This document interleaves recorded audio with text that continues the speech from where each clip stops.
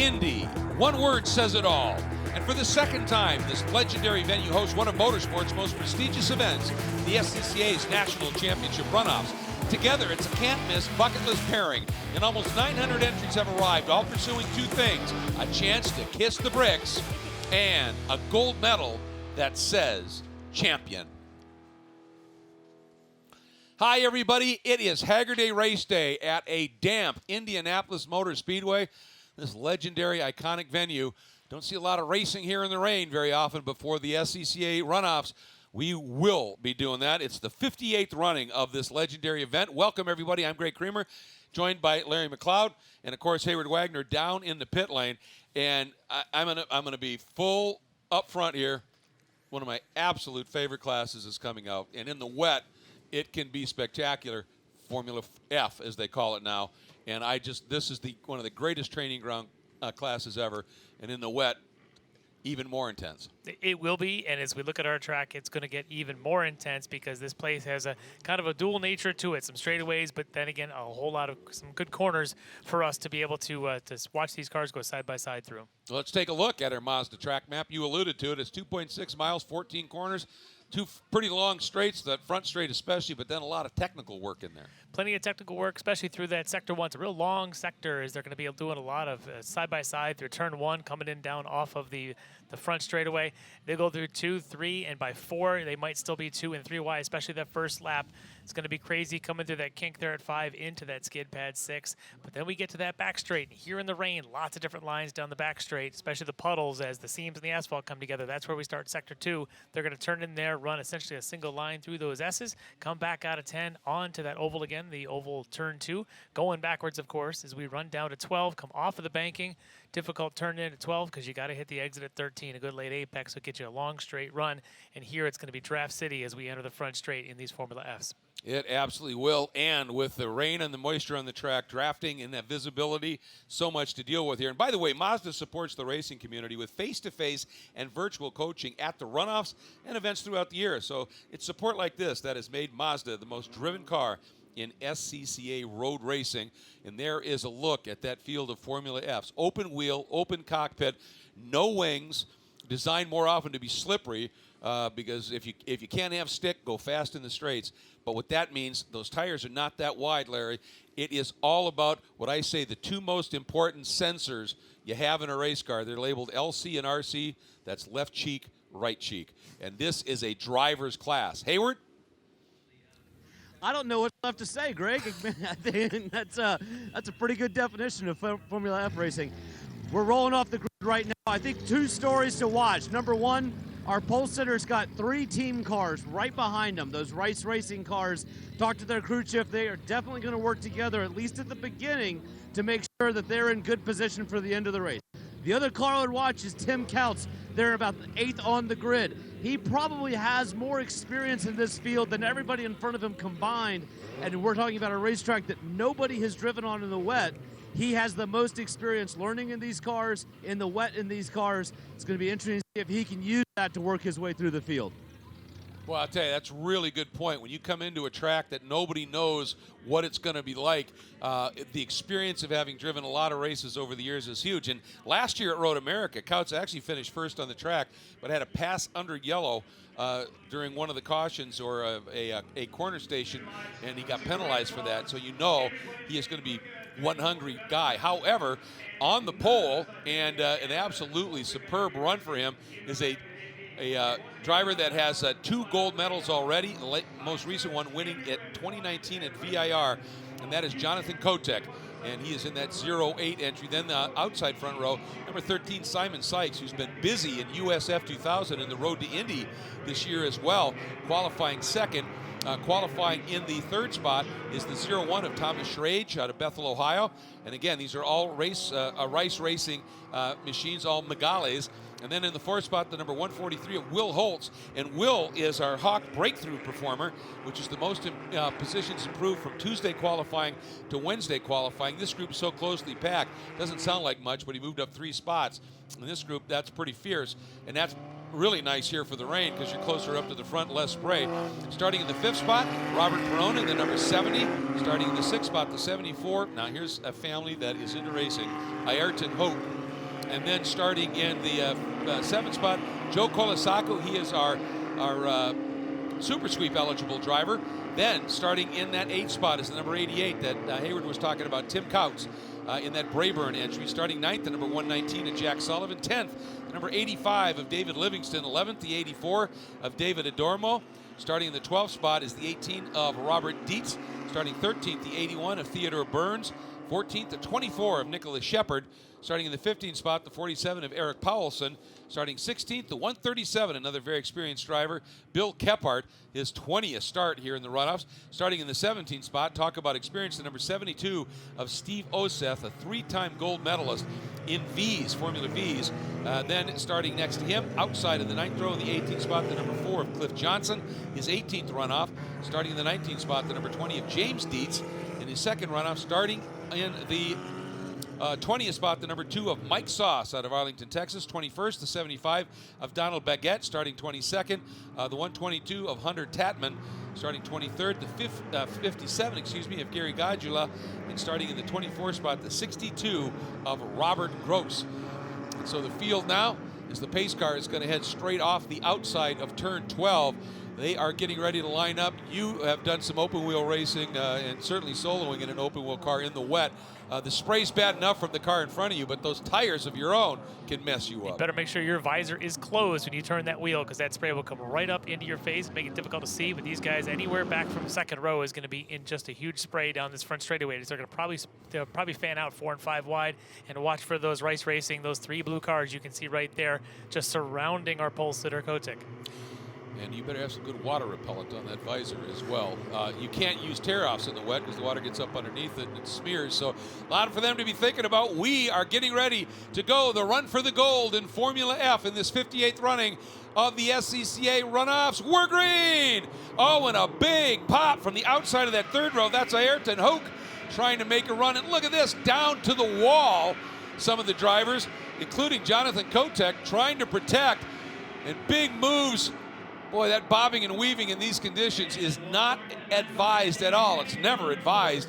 That came, pretty close to blocking, and that's not looked well at so far. Everybody at least managing to get through turn 1 and 2 here. That bright silver, the chrome silver car, is the 88 of Couts, starting in 8th. He's going to try and make up ground early, as is, of course, everybody. One who lost ground there is Will Holtz. You can see right there in the 143. He's on the outside of Couts there. We've got already some contact early on. Yeah, I spoke too soon. The number 2 is Mike Sauce, a real veteran in this category. He may have a flat rear. Yeah, he does. And couldn't see the numbers of the other car, but Mike's day is done. He starts moving. There's the 137 of Kephart, I believe. I'm not sure if he was involved, trying to pick out the other numbers. The red car was involved as well. But nonetheless, here we go. Up front, it is Kotyk.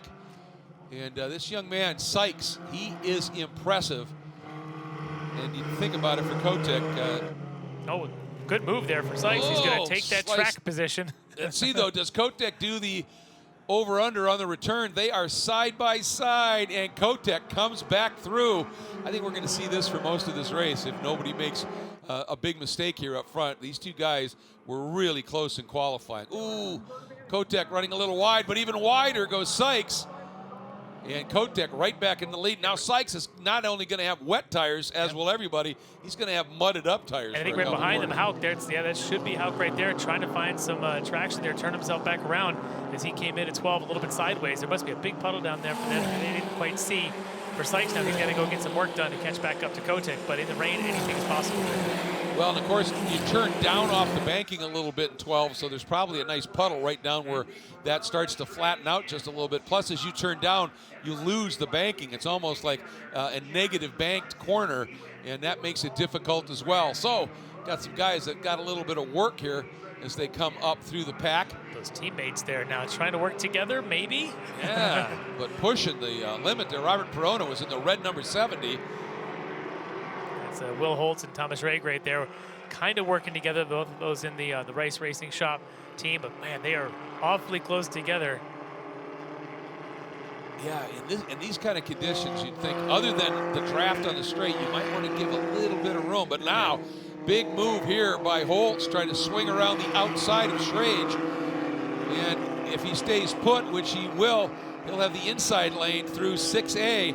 But now watch for it and see if Schrage does some sort of over-under on the exit. There's Perona in the red car, but you can see way up front, that's Sikes. And Kotyk's even farther up the road. Excuse me, that's Kotyk. These teammates are both rookies here at the runoffs, and they're showing some seizing the opportunity to make sure they get some camera time for sure. So we got a shot here of Simon Sikes. Yeah, Sikes had that awkward move, and there is the number 2 of Mike Sauce just trying to limp his way around here. And such was the margin that Kotyk and Sikes had built up already that Sikes had that little runoff, came back on and lost track position, but did not lose the lead or his position here. So now let's see what this young man can do.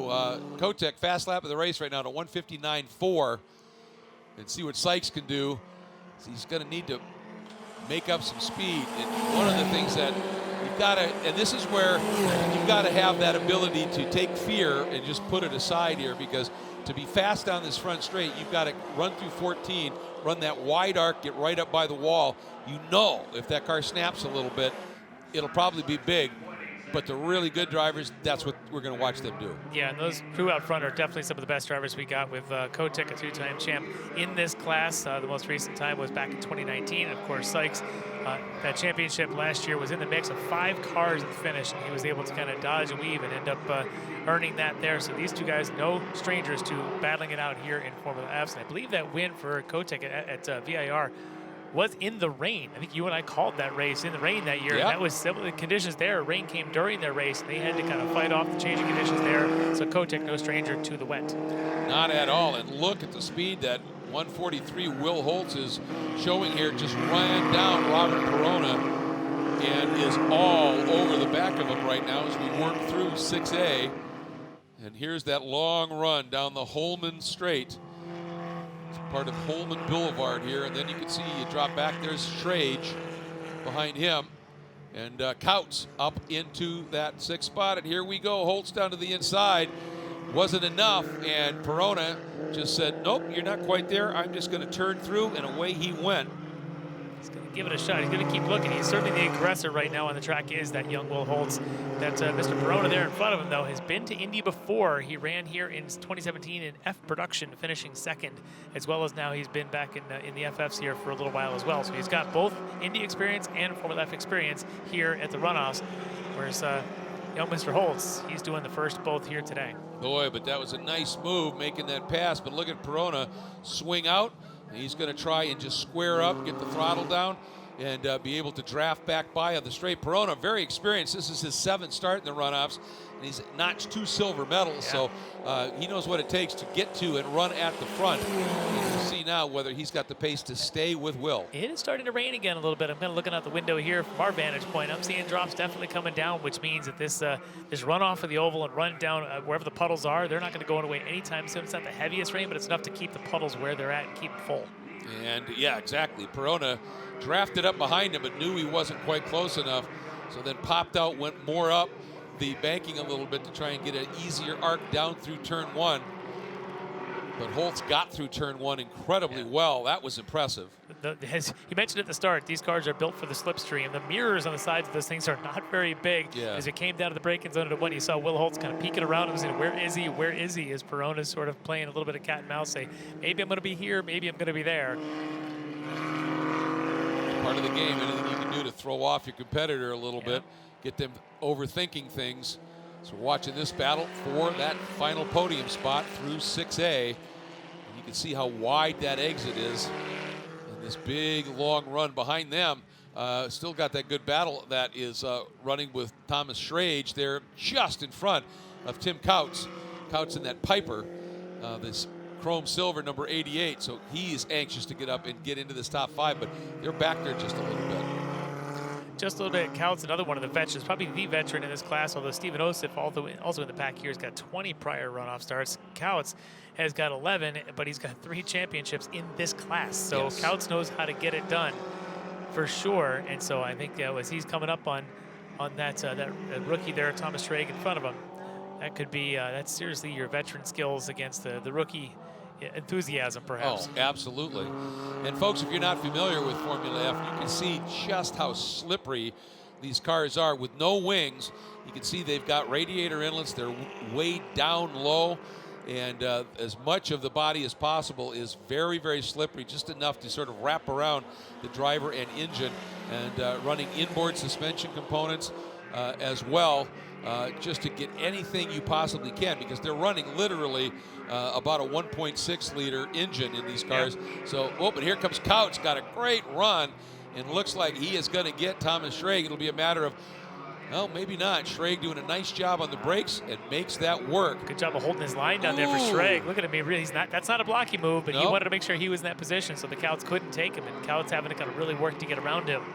You can see the different shapes of the chassis here. It's a good shot of course, Koutz there in that Piper versus the Mygale that Schrage is in. You can see slightly different shapes, as different philosophies on how to try and get the slipstream through the air. Oh, Koutz got down on the inside, but you can see the front end started to give up, and he had to bail just a little bit. Now he's trying the inside into turn 6. And that curbing is going to be so slippery with the paint on top of that. Seriously.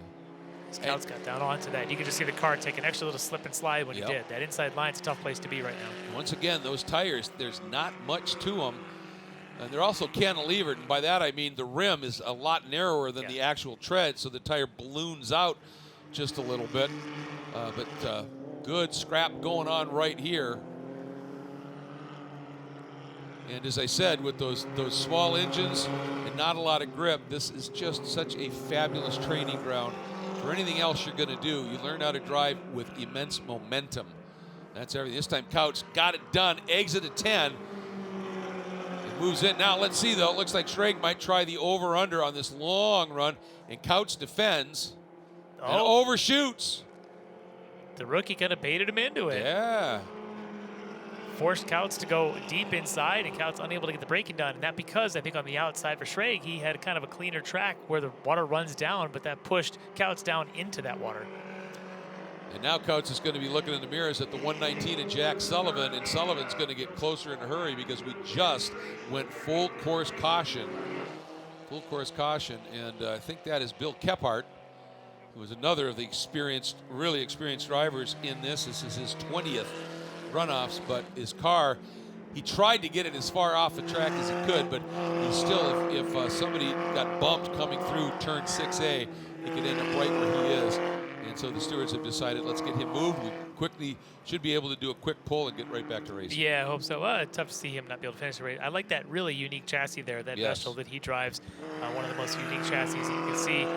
Has a little bit longer, a little bit wider, kind of a big, looks like a big fish, just kind of tall but narrow for him. But unfortunately, his race is done. Hopefully this is cleaned up quickly. We get back going again. So what I want to say now is Simon Sikes is matching lap time to lap time with Jonathan Kotyk, but they were 5 seconds apart. Sikes now with this opportunity to catch in there. You can see right on to the heels of Kotyk.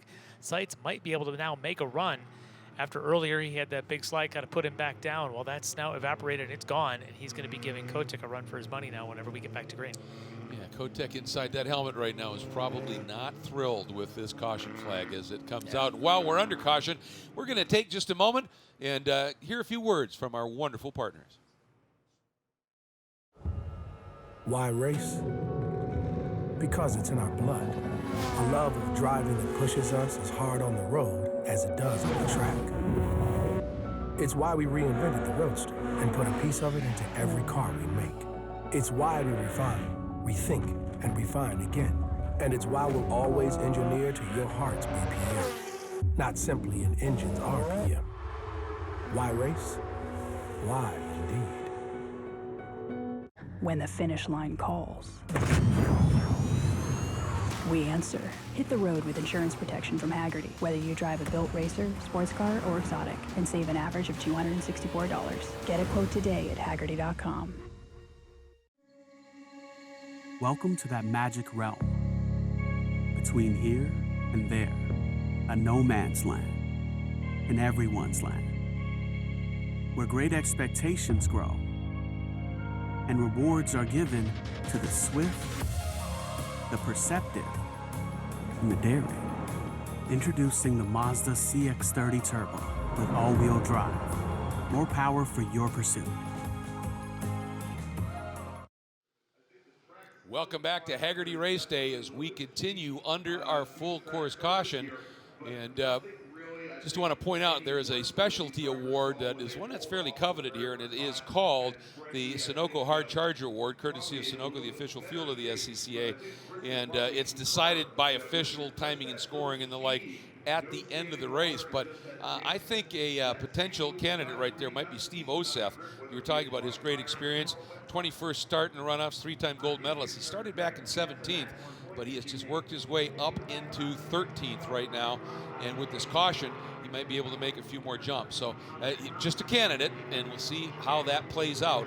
But we were just speculating real quick in the break. We were kind of rubbing our hands together going, oh, this is going to get interesting. And it's your theory right now that Will Holtz really maybe doesn't hold the cards, but he's certainly the wild card. He is definitely, I think, the wild card here. He's got his teammate Simon Sikes right in front of him, but we just saw that Holtz battle with Perona, and Holtz right now might be saying, all right, well, great, I'm ahead of Perona. Now I just got to get these guys, and I just got a lucky break here with this safety period, so maybe now I can make my move and get to the front. So he might be anxious to get. He's the youngster in this front four with Kotyk, Sikes, and Perona kind of surrounding him. Just some of the moves he's been making. He's willing to put that car anywhere, really pushing the envelope a little bit. And that can bite you, but if it works, then you can be really, really quick. I think the other guy who has probably chastised himself mercilessly inside the car and now gets this little bit of a reset is Couts. Oh, for sure. Yeah, for Couts there.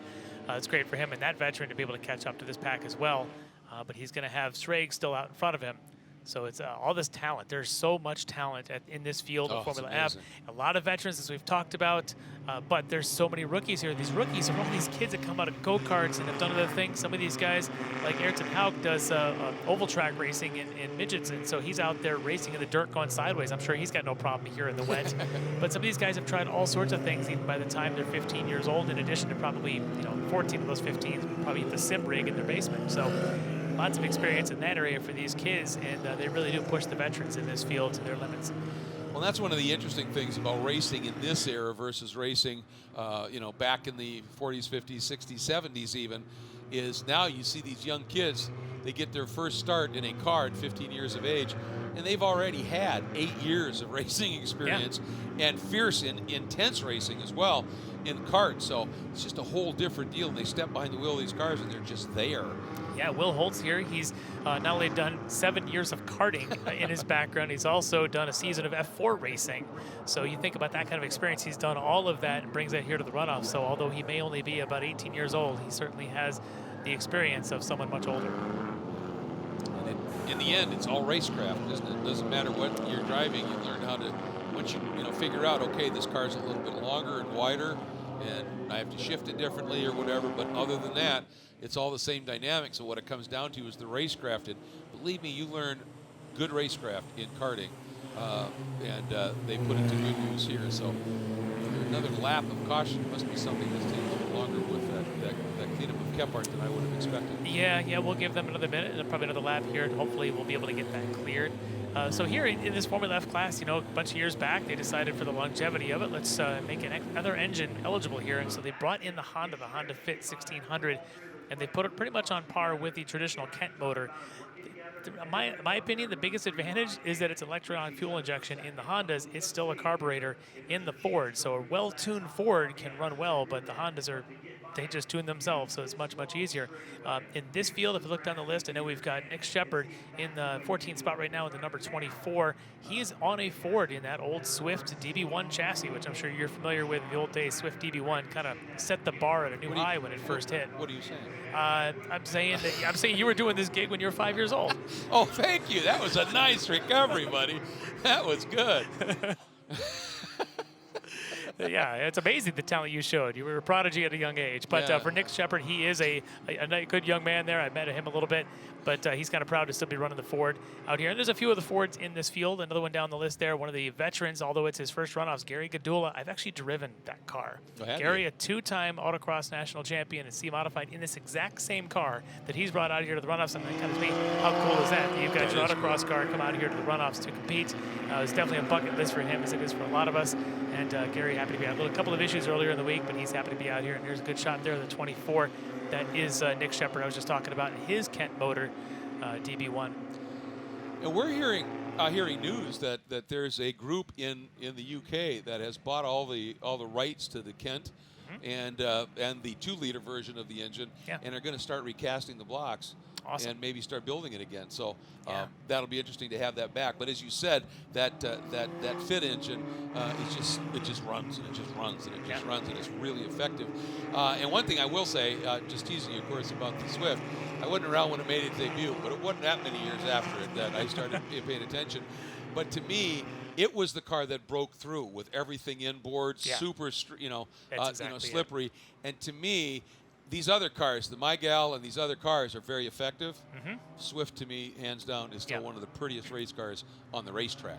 It really is, yeah. And I tell you what, also from a driver fit, if you get into some of these, they don't all fit the same. These are all different pairs of shoes. And that Swift is a pretty narrow chassis to get in there. If you've got any kind of broad shoulders, you're not getting in. Whereas I mentioned about Gary Gadula's car, when I've driven, a broad shoulder driver can get in there. Like Gary's not a big guy, but you certainly can in that 88 Reynard.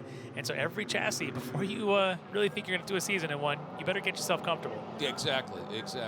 All right, pace car is in. Kotyk heading toward the acceleration zone, and he's moving pretty good already. He wanted nothing to do with pressure from behind here, up through turn 14. Boy, I'll tell you, that's what I was talking about that's a commitment meter running right up to the wall. Green flag as he starts doing the bob and weave to try and break any conceivable toe as they head down this really long straight. Big move here by Perona, trying to get back down underneath Holtz. See how deep Perona's willing to go on the brakes. Look at Holtz dancing on the brakes. Oh, he's over. He's in too hot. That's going to cost him huge. Perona, the veteran, kind of was wiggling under. They were both under braking just right at the threshold. But for Perona, he was able to hold it. Schragen unable to. Unfortunately, he's going to have to take the little access road. Probably going to lose quite a bit of track position. Yeah, you've got to, when you do that, you've got to take that access cut through. And he actually didn't lose too much there. For Holtz, yeah, not Schrag. That was Holtz that did that there. Yeah, but so he did okay with that. Yeah. But right now, Sikes is he has got to stay with Kotyk on this restart lap here and try and do something here. We'll see what it is. There's Perona in third, and now that should be Schrag in fourth behind him. Boy, it didn't take long as yeah, good recovery there for Holtz. You can see him in the background. But watch for Sikes here. Sikes, a pretty versatile driver. This is only his second trip to the runoffs. He was at Road America a year ago, obviously finishing strongly there in the FF race, of course, winning that race. But he was also second in the FC race. So there's another driver who can kind of do multiple things. And so he gained a lot of experience there, trying to bring that here. And right now, running in the top two again. He seems to like to be in the top two for sure. And I don't think that he's going to be falling back too far behind Kotyk this time, because I know their pace right before the safety car came out were essentially identical. Yeah, he's going to try and stay put. And I'll tell you, it says a lot about that young man to be able to switch from an aero car like a Continental and an F4 car to this, but doing it in the same event. You better be adjusting to things pretty quickly, and he seems to be capable of doing that. No surprise, another one of the young drivers who grew up doing karting. Yeah, there you go. As we've mentioned that now a few times, kind of a common theme for these guys. Karting is a great way to kind of get your chops cut there. But once you do, and you get into the road racing, get yourself an SCCA license, and you can find yourself in the FF crowd. Look at this move here now on Perona. That's sort of rinse and repeat. That's exactly what Holtz tried the previous lap and overshot. Well, he recovered really well from that overshoot. Sure did. And is still right there in fourth. And Couch now has gone around Schrag behind these two and picked up that top five. But yeah, Holtz he just is absolutely willing to push the limit, go after it. He's going to try this big dive up the inside. If the front end gives, they touch tires like, boy, there wasn't much between them there. Soggy piece of paper. I've seen that move in the dry, but here in the wet, you got all that rubber and oil down on the inside, all that polished pavement down there, and you got the curbs that are just slippery paint. And now he was able to make it stick, but that worries me. I cringe every time I see that, thinking they're going to come together. But right there, Holt's able to hold it. Oh, now he's going to try and straight line to the apex. The problem is this version of this track, this turn 7 is a lot more open and flowing. And so it's difficult to straight line to the apex and keep somebody behind you. And I think at that point, you can see Holtz go, yeah, not here. Yeah, no, he's being pretty patient right now, considering he may have kind of settled into a groove. knowing that his battle is right here as the two leaders now have kind of pulled away about 15 car lengths up in front. He knows this is his battle, but he also knows that Perona is a kind of a wise veteran here. He's not going to be an easy pass by any means. And Perona doesn't look like he's driving his mirrors too badly. He's being pretty consistent with his line, kind of letting the kid behind him figure it out on his own. And I think that's a really wise thing. You know, just we've talked about it. Sometimes the best defense is a good offense. And he's got some speed in that car. Just drive it. But here comes the draft. Now he knows he's got to do a little bit of weave on the right side of the Speedway straightaway. You can see it there, how much water there is. That's the direction where the water is going to flow. So you get down there, if you want to cool your tires, I guess you could do that. But also, you don't want to lose it. You want to make sure you get back up to that dry side like he does there under braking. I think some of that is knowing the guy behind you is going to follow you down there for the draft. You're just going to hose him down with that spray and say, if you want to follow me there, do it. Yeah, you won't be able to see anything, but you'll be able to follow me. Yep, and Holtz, who said, I'm on. Yeah. I'm willing to, and he went right with him. But up front, you can see just how big that gap is already. Just saw the tail end of Sikes flashing out of view. Officially at the line the last time, the margin between Sikes and Perona was about 5 seconds, so that's pretty healthy.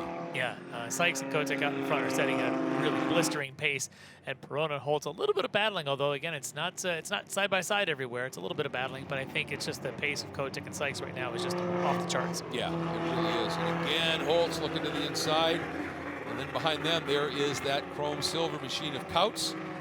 Behind him is Tommy Schrag, and he's got David Adorno really heaping the pressure on. David makes a big lunge down to the inside.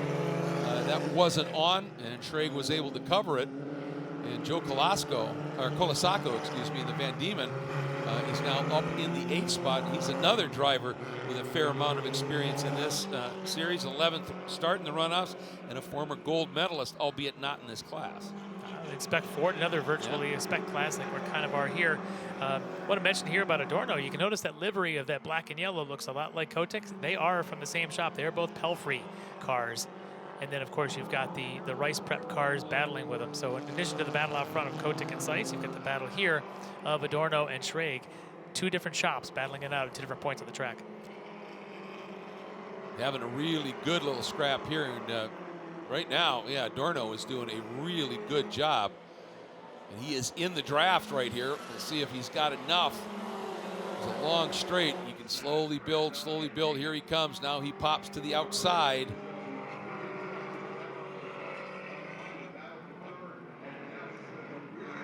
And there is the move, but Schrag able to hang on to it. And we just got word from race control, folks, that Simon Sikes might be required in that number 13 to do a drive-through. Apparently he spun behind the safety car during that caution, lost about a bunch of ground, and went by a number of cars, making it up again.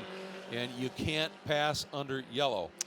And sometimes there's a rule before the initial start of the race. If you've got a problem leaving the grid or whatever, you can regain it. But during the race, if you spin under the safety car and drop back, that's where you are. And apparently he went by a number of cars, so we might be seeing him making a run down the pit lane. That's a tough one to swallow. That's going to be a tough one. But then again, you go back to 2020, and he won the race actually with an infraction to someone else of a pass under yellow. So kind of what gained him last year may be hurting him this year. Yeah, that sounds bizarrely karmic. A little bit. It? I'm not sure that Tim Kautz feels the same way, as he was the one, unfortunately, was given that big slide there. Yeah, that is Sikes, and he doesn't turn in. Yep, he's chasing Kotyk there, and he doesn't turn in yet. See if they show him the flag here on the starter stand. Have to see if we get a shot of that starter stand. Yeah, we didn't that time. Yep, there it is. Black flag does come out. Okay. So that essentially then means that instead of Sikes being in second, it's Perona, and that gives Kotyk a lot more breathing room right now. It does, and in these conditions, you'd like to have that breathing room. You like to have a chance to kind of hunt for the driest pavement, and it seems like the conditions have kind of gotten consistent, and I'm looking out the window here. I don't see any more rain falling. So if anything, the conditions are going to get better, right? Which means as they change, you're trying to continue to hunt for where is the best pavement where I go. You know, what was a puddle, 10 laps ago may no longer be a puddle, and it may be an opportunity to drive through it and get a little bit of a better line. That is a double-edged sword, though, because once you find, yes, this part of the track is significantly quicker now because it's drawing, then if you end up, for some reason, off that line of track and you're at the limit of the grip on the drier part, now you're in for a ride. So precision in these conditions is absolutely everything. Yeah, you'll never work harder than in a rain race for sure. Because every single moment, not even just, you can't even breathe on straightaway sometimes because every single moment becomes an extra thought, an extra input, another catch, another slide. As you can see right there for Kotyk, it doesn't, he's maybe making it look easy. Trust me, that is not easy to keep going. The level of concentration that you need to have over the course of this 40-minute race is just unlike any other. Here's a look at Perona hanging on over young Will Holtz for that final medal spot. Final step in the box, but assuming Sikes does, that penalty does stand, which it probably will, then that would be Perona and Holtz here just trying to decide who gets silver, who gets bronze. And the problem is, I'm looking for Tim Koutz. He is 5th, but which would become 4th. But the problem is right now he's almost 5 seconds behind Perona and Holtz. So unless he gets some sort of a break, things are going to change. And if you've noticed it, folks, up in the upper left of our screen, we are now down to a timed race, 11 minutes remaining in this one. And that's how long the number 70 of Perona has. Hang on, and Sikes comes in, responds, and go. Stop and go. So serve that penalty, and unless there's another safety caution period or something, he's probably not going to be able to catch this pack for him, unfortunately. But that does mean is we got a pretty good race here for second between Perona and Holtz. We do, and it's wherever we see Sikes come out, he is going to be driving with a little bit of mist, I would think, and could be a lot of fun working up through traffic here. But this for Perona, he is just driving brilliantly smooth. A little bit of slide on entry there into just 4. Yeah, the front end pushed out, didn't it? Yeah. It's kind of one of those push kicks. The front end starts to push, and you kind of overcompensate with hands and feet, and then the back end kicks out, and you're forced to catch it. These cars, not too difficult to catch, but still, you don't want to put it into a slide too many times because all of a sudden you'll slide, you think you got it under control, and you find a bit of deeper water in the middle of your slide, and suddenly you're looking backwards. Well, this is Sikes. He came back out, and he's running right with Koutz. This is for position. And let's see, Koutz is not going to want to give up that spot, but boy, Sikes, like I said, you know he is going to be absolutely all in right now. Not that he wasn't before, but Koutz getting a good little run here. See if he can do anything down into 7. No, tucks right back in again.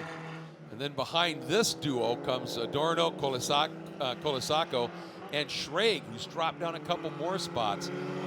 Just seems like that car's not quite working as well as certainly Sikes or Holtz's is here in the wet.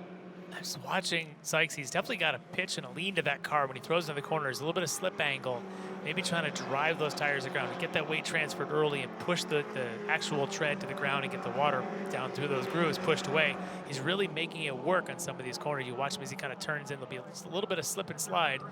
He wants to get back on that gas early. I think he's just trying to work the weight transfer. And it's still all about the grip. These soft rain tires. You still have to build the heat to get the grip to work. You got to get the water channeled out from underneath. And then, yes, if you can load them a little bit, that certainly doesn't hurt. And he is driving just brilliantly right now, doing a beautiful job after that penalty. There at the bottom of the screen goes Koutz, and then here's Adorno and Colasacco, and they're doing a back and forth exchange. Again, you want to be braking on the dry side of the track there. With 84 of Adorno, able to hold his line coming in from that wide side. Colasacco, though, wants to get right up on there and maybe kind of make Adorno think about it. That's what you want to do, especially in this, as I mentioned, about how much concentration it takes to keep hunting for the dry, and you're looking ahead and you're hunting for that spot. But if you got somebody behind you who takes all your attention away, forces you to start checking those mirrors, and you lose track of exactly where's the good spot, and the guy behind you just needs you up for lunch. Yep, you're processing an awful lot of stuff at speed when you're behind the wheel of one of these race cars, of any kind of a race car. And who does that best? That's a pretty big role, along with their ability for the feel and their raw speed. There's a lot to be dealing with here as we are heading into our final 7.5 minutes. Kotyk, with Sikes' penalty now, folks, is up the road to the tune of just a little over 12 seconds.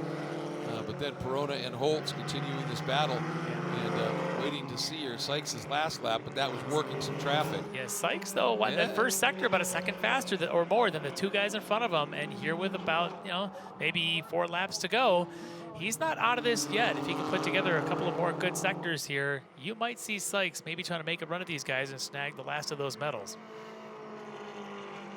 Have to be watching his lap times. He certainly is capable.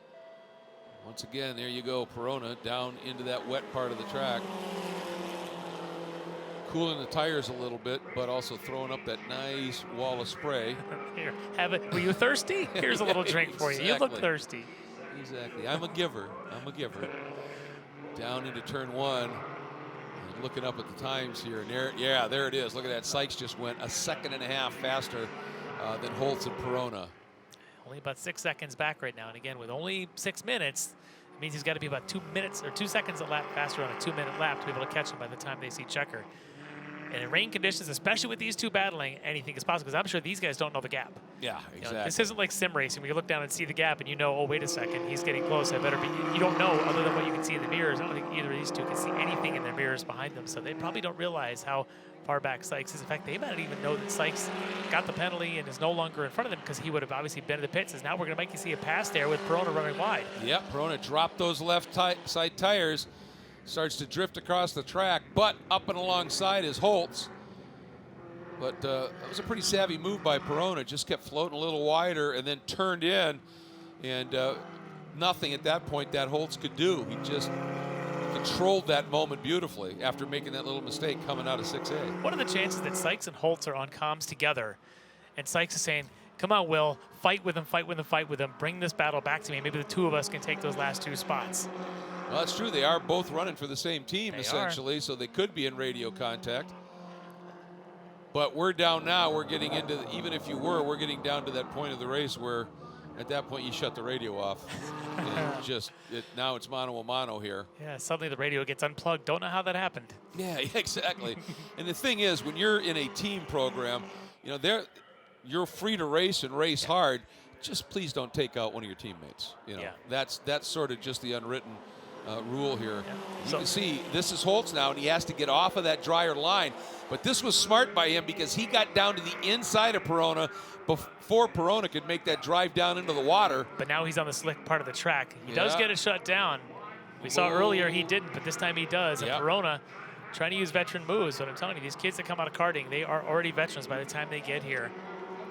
You can see that Holtz ran a little bit wider, got those left side tires out of that drier part of the track, but he had just enough grip and pulled it quickly back onto that line and was able to, in doing so, keep Perona behind him. So that was an impressive move. That's for the silver right there. Yeah, and Sikes took another 2.5 seconds out of these guys on that last lap, so he is definitely coming.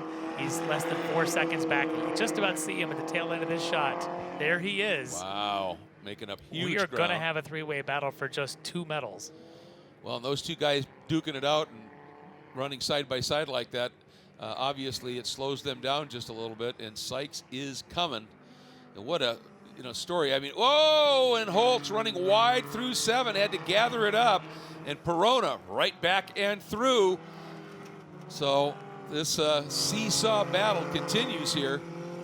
It was just a little bit too hot into turn 7, and he just couldn't get it turned, and did the right thing. Didn't try and force it, just let it float. And there's a lot of pavement out there. Just use it all if you have to. That's when if they're like me when I was driving inside the helmet, I'd be going, come on, baby, come on. You're just talking Find to a grip. Yep, absolutely. Talking to those front tires. Come on, turn in now. But all of that, once again, has allowed Sikes to come right into play here. So we got 3 cars going for 2 medals, assuming that nothing befalls Kotyk here, who has just driven a superb race. Look at Sikes right there. He's gained another, probably 2 seconds here on this lap. He's going, you guys go play in the water. I'm just going to straight line here. Yeah, I was wrong. He gained 3 seconds on that last lap. That's impressive. And there he is. We have a fight on our hands for just 2 medals. One of these guys will go home without one. And next time it'll be white flag. And now Sikes he's got one little problem. On a free track, he's just flying. Yeah. But when you catch people, then you end up running their speed for a little while. But Sikes said there's an easy way to solve that. Pass them right away. Yeah, I'm sorry, teammate. I'm coming through.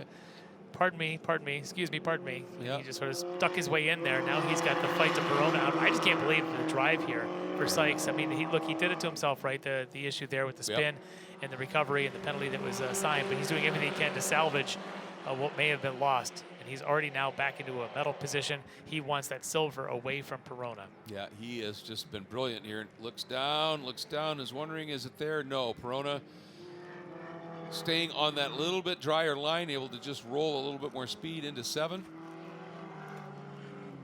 Now working through 8, 9, and here's 10. Really important corner. Perona a little bit wide there, but he may be doing that because he feels that's where there's a little bit more grip, staying off of the curbs. Now the run up through 11 onto the banking. Now the draft actually does play with these cars. They definitely draft. Look at that down the inside. See if he can get it shut down. White flag coming out right now for Jonathan Kotyk.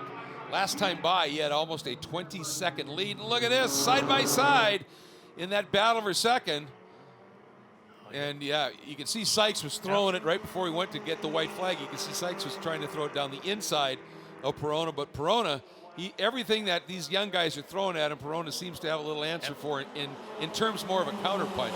But here comes Sikes. Watch the Rice boys. They're going to do this now. There's Rice Racing teammates. One's going outside. The other's going to be right down the outside, just following him. They may try and push Perona all the way to the inside, not get any kind of a run into 2. Side by, oof, that's so close. You touch those tires in these open wheel cars, it generally doesn't end well. Great work there for Holtz to follow Sikes down there, realizing I had a chance to just follow him down and make Perona work for it. Perona unable to, but I don't think it's over yet. I think Perona still has an opportunity here to pick off one of these guys, perhaps coming into 12, maybe even coming out of 6A onto that back straight. Wow, Sikes' car, now you can just see it. It's just skittish. These little slides. He is driving absolutely on the edge.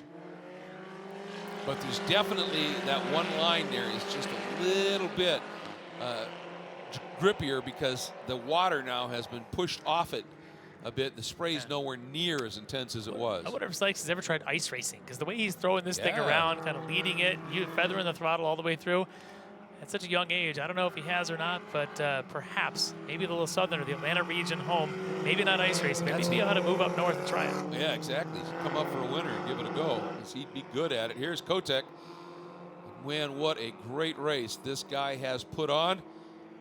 Pole onto the front straight, and he is coming up, going for a 4th medal and a 3rd gold to the wall. It's Jonathan Kotyk winning gold in Formula F here in the 58th running of SCCA's National Championship Runoffs. Looks like Sikes has decided he wants to be alone in this battle. He's got 2nd. Here he comes. But does Perona have something left in his bag to get around Will Holtz? Not close enough. So it is going to be Holtz hanging on and bringing home that bronze medal. But that drive by Sikes after the penalty, stellar. Boy, talk about auguring back through the field. Yeah, it was the 2nd best drive in the race, because Kotyk out in front just dominated, just walked away, didn't care what was going on behind him. And for him here to win at the Indianapolis Motor Speedway in places that also all other Formula F drivers have won, people like Jimmy Vasser, who has gone around this track once or twice. You bet. And now he's got 3 championships, one more than the famous Skip Barber had in this class at its onset back in 69 and 70. So that's some good company when you're beating a number of championships there by names of Skip Barber. And for Kotyk, this is now 3 out of 4. That's a pretty good run for in this class. That's pretty darn good, 75%. Yeah, absolutely. Here comes the number 81, Theodore Burns. Battle he's been having with Cliff Johnson. This is for 13th. And this is one of the things that we see in these classes here at the Runoffs is, back in the pack just a little bit, you find a person or two who's running in that same performance window as you are, and you race them hard. And you get a lot of satisfaction, even in that scenario here. So for Burns there, fighting it out with Stephen Oates, a Formula V 3-time champ, that had to be a lot of fun for him as well. Absolutely, just great stuff here. And look there at the number 62 of Robert Gross out of Washington Township, Michigan, and the Averill Racing stuff. That's one of the Pipers. But here comes Kotyk heading toward the victory circle staging area. He's going to be a little damp in that suit in there. Yes, indeed. And with these Formula cars, you find that water comes from everywhere. It comes from underneath. It comes from on top. It just finds its way through. You'll think, oh, I'm good and dry, and you hit that first big puddle, and all of a sudden the back of your legs are wet. And you go, where'd that come from? Well, those floor pans aren't exactly watertight. So, Yeah. but I don't think he's going to care. No, I think now all he has to do is take that suit off and. He'll just he'll rinse that water off with a good bit of bubbly here in a little while. Well, I was going to say, yeah, whatever that water might be doing is going to be replaced by some good Mazda sparkling wine in fairly short order, so that's okay. As he pulls in, and that helmet is going to come off. Great drive by Kotyk. Sikes, superb drive coming up in the wet, and we have to really say congratulations to all the drivers in this field because those were really sketchy conditions, particularly at the start, and everybody, save I think Kephart, who looked like he just had a mechanical, brought it home. That's pretty impressive stuff.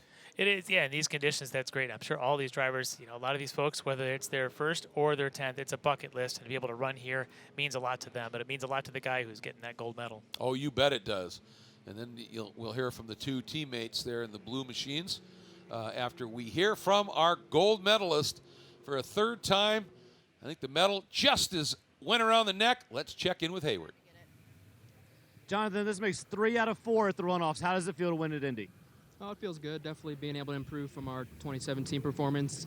Definitely feels good setting track record and really proving a point here today. You were able to get a gap, maintain the gap. How challenging was the full course yellow for you mentally? It wasn't too bad. I just didn't look in the mirrors. I know Jeff on the team called over a 5-second gap, and the next thing you know, there's a yellow, so it wasn't too bad. Just kept my head down and then just pulled another gap. So unfortunate for Simon, but at least we came home with the win. Well, congratulations to you. You a little damp in there?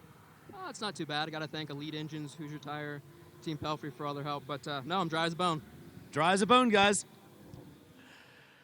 Well, maybe they knew this was coming and did a little waterproofing inside there. So he looks calm as can be. I tell you, we've seen a lot of drivers who finish races like that, and they're sweating and they're tired. Nope, not Jonathan. He just looks cool as can be. Yeah, it wasn't too bad. Yeah. And just wanted a little sip of water. Then he's going to go back out if he wants to and take that victory lap with the flag and celebrate a gold medal and a championship here as he heads around the track. But now let's go down and hear from the two young guns. Simon, it was a bit of an adventure out there for you today. A few missteps here and there, but you came back on the podium. How validating does it feel to get all the way back to second? I mean, it feels great to end up on the podium. I mean, that's probably the dumbest thing I've ever done in racing. I'm not going to lie. That's all on me. I wanted to have a good fight with Jonathan all the way to the end, but I did that. Had to take the stop and go, and I just recovered the best I could. My teammate here had a nice run to get to P3, so I'm hugely ecstatic for him. I got to see him when I was coming back through. Wish we could have had a tight fight with Jonathan at the front, but that's how it goes some days. Maybe we'll do it again sometime. The guys in the booth were speculating that maybe you had some ice racing experience or dirt track or something. You looked very comfortable with a lot of slip angle in the car. Anything in the history? I would say that I ran a lot of go-karts where we ran it so free that you could barely drive it. Fast is loose, loose is fast. Exactly, that's my philosophy. All right, let's bring Will up. Will, you had a heck of a battle there towards the end of the race. There was some guess that maybe you were trying to stay too wide to slow things down so this guy could catch up and y'all could both get to the podium. Was there anything in your mind like that, or were you just holding on for dear life? No, I didn't even realize Simon had gone off, and if I did, I may not have been so eager to let him catch up. But no, it was a great race. I felt we had a lot of pace at the beginning, the first couple laps, and I was able to pull away from Bob a bit behind me. And then as the yellow came out and as we restarted, I think Bob found a few things that I didn't. So he pulled away, but in the last 3 laps there, the fight between Simon, Bob, and I, it was a great fight. And I just have to thank the Rice Race Prep crew, Linear Edge, Jeff Muller, and the Rogers family for all their support to get me here. Well, congratulations to you on the bronze. Yeah, thank you. Yeah, it was a great run, and boy, a couple of very talented young guys there who've got a lot ahead of them, I think. in terms of a future in the sport. Yeah, I think all three of these very mature drives by all of them. And you know, as Simon said here, probably one of the dumbest things he's ever done, but he certainly made up for it by having that great run to get back up into that second step. Absolutely. There is your provisional results. Kotyk, Sikes, and Holtz in the medals. Perona and Kautz complete the top 5. Then Colasacco, Adorno, Schrag, Dietz, and Ayrton Hauk round out the top 10. And just a fascinating race. Let's go back and take a look at a few of the highlights here. And at the original start, Kotyk and Sikes coming up, but look at them fan out as you would expect. And Kotyk knew immediately that he needed to get way down to the inside there, and he was covering everything. But look at this by Sikes, just attacking early, Larry. He attacked and he attacked, but Kotyk did not give up, and he just, once he was able to get back in front, was able to pull away a little bit. And then, of course, we had our yellow that came out, but that just created more battles behind and gave opportunities for some drivers to move around, one of those obviously being Mr. Kautz here.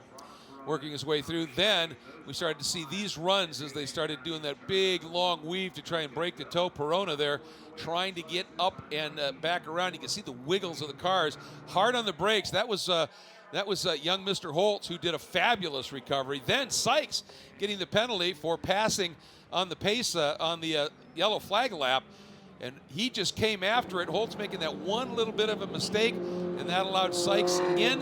Sikes then got through, and then Sikes set his sights on that red machine. He was able to get him as well, and Kotyk coming through and taking the win.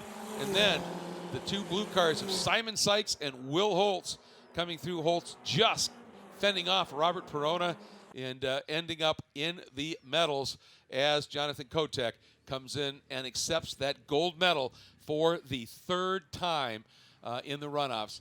So that's going to wrap up our coverage of the race for the gold in Formula F. Big thanks once again to Mazda for presenting our broadcast here as the 58th running of the SCCA National Championship Runoffs. Thanks so much for joining us, everybody. On behalf of Larry McLeod and Hayward Wagner down in the pits, I'm Greg Creamer. Thanks again, and take good care. Welcome to that magic realm. Between here and there, a no man's land, and everyone's land, where great expectations grow, and rewards are given to the swift, the perceptive, and the daring. Introducing the Mazda CX-30 Turbo with all-wheel drive, more power for your pursuit.